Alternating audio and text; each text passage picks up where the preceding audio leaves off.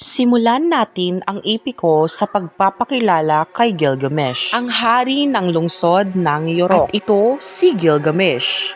Matipuno, matapang, at makapangyarihan. Ngunit mayabang siya at abusado sa paggamit ng kaniyang kapangyarihan. Patuloy niyang inaalipin ang kaniyang nasasakupan. Magbigay-pugay sa mahal na hari.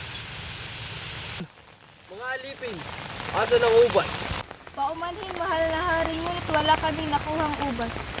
Mga hangal!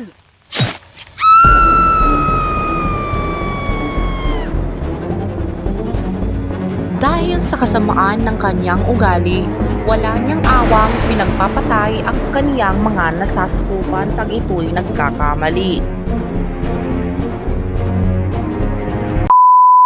At ngayon, sabay-sabay nating tunghayan ang epiko ni Gilgamesh. Hahabagin ng konsensya, ito'y kapupulutan ng aral. Mga pagtatagpo na tiyak na nakakaindak.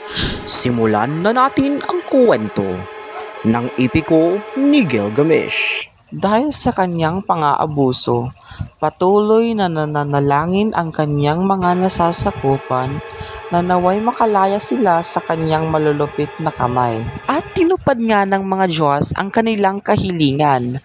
Nagpadali sila ng lalaki na kasing laki ni Gilgamesh. At ito ay walang iba kundi si Enkidu, na lumaki kasama ang mga hayop sa kagubatan. Nang sila ay magkita, nagpangamot ang dalawa sa kagubatan.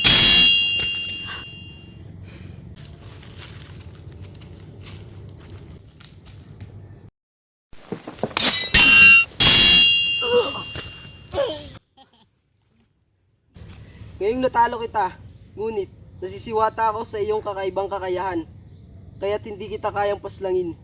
Salamat kung ganun. Ako'y handang tumulong.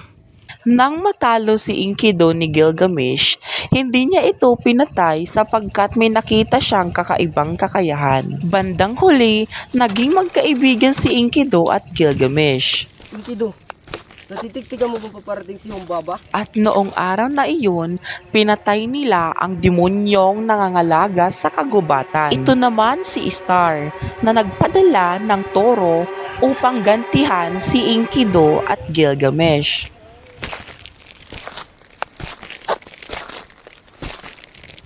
Nang makita ni Enkidu at Gilgamesh ang toro, ito ay kanilang pinaikutan at walang abok-abok na pinatay ito ni Enkidu.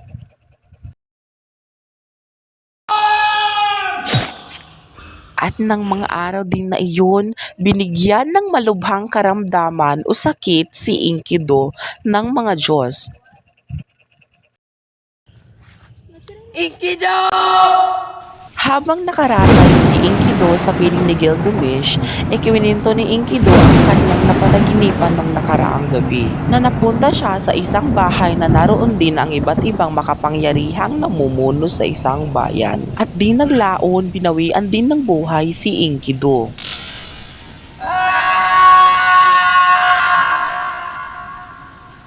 Galit, puot at paghihinagpis ang naramdaman ni Gilgamesh.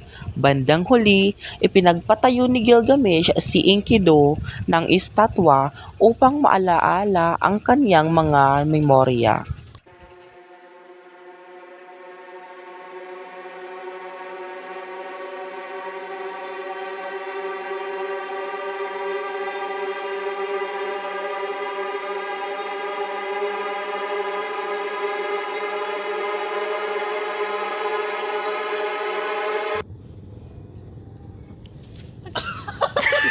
Nakikitaan ko.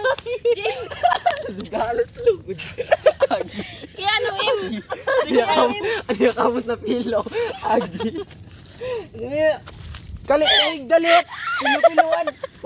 Mga kabuhat! Okay na, turo kanina. Bahala ka muna eh. Malain na yan!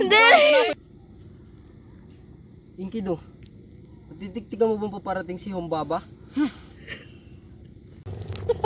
Agad pagsugod.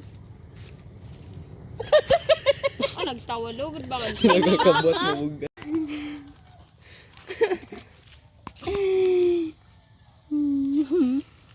daboy. Maaga mo ng ulot.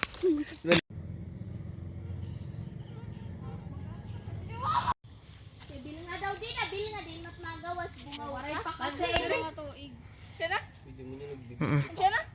And, action! Mga hangal!